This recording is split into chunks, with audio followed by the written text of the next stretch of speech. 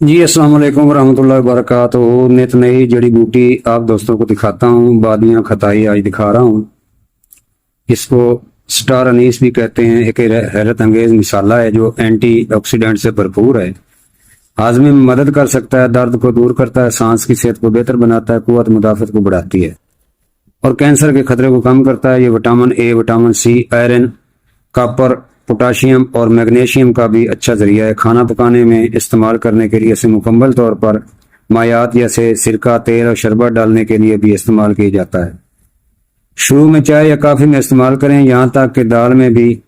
کچھ لوگ چاول کھاتے ہوئے اس کو نکال دیتے ہیں، مگر چاولوں کو جو سائیڈ افیکٹ ہے وہ ختم نہیں ہوتا، اس کو ساتھ ہی کھانا چاہیے۔ پہلے اسے تھوڑا سا استعمال کریں اور ذائقہ کے مطابق ایڈجسٹ کریں۔ پہلے خشک استعمال کے لیے 17 سونف یعنی کہ بادیاں خطائی کو پاؤڈر میں پیسنے سے پہلے اس کا ذائقہ چھوڑنے کے لیے بھونیں، تھوڑا سا اس کو بھون لیں۔ اس کے بعد مرینیٹ سالن، سوپ اور بریڈ ڈشز میں شامل کیا جا سکتا ہے۔ اس کی زیادہ استعمال سے پرہیز کریں کیونکہ یہ ڈش کو بہت زیادہ میٹھا اور شراب جیسا ذائقہ بنا سکتا ہے۔ اس کے علاوہ بڑی مقدار میں سٹار سونف کا استعمال نقصان دہ اور زہریلا بھی ہو سکتا ہے۔ سٹار سونف میں شکیمک ایسڈ نامی ایک مرکب ہوتا ہے جو بڑی مقدار میں پٹھوں میں کھنچاؤ، دورے اور فریب نظر آنے جیسی علامات کا سبب بنتا ہے۔ بادیاں خطائی کی چائے بنانے کا طریقہ آپ کو بتاتا ہوں۔ آپ بادیاں خطائی 1 عدد خشک لے لیں، پانی 1 کپ لے لیں، شہد یا گڑ حسب ذائقہ پانی میں ڈال کر پانی کو ابالیں۔ اس میں 17 سونف یعنی کہ بادیاں خطائی ابال کر 5 منٹ تک دم کر دیں۔ چھان کر اس میں شہد یا حسب ذائقہ گڑ ملا کر چھان کر پی لیں۔ یہ چائے گیس، بلغم، ہاضمہ، نیند اور گلے کے لیے بہت بہترین ہے۔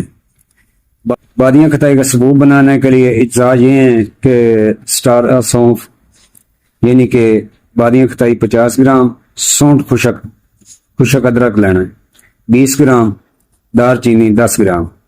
ان سب کو پیس کر ہلکی آنچ پر بھون لیں، صرف نمی ختم کرنے کے لیے۔ ٹھنڈا کر کے بریک پیس لیں، صاف خشک جار میں محفوظ کریں۔ چمچ کا چوتھا حصہ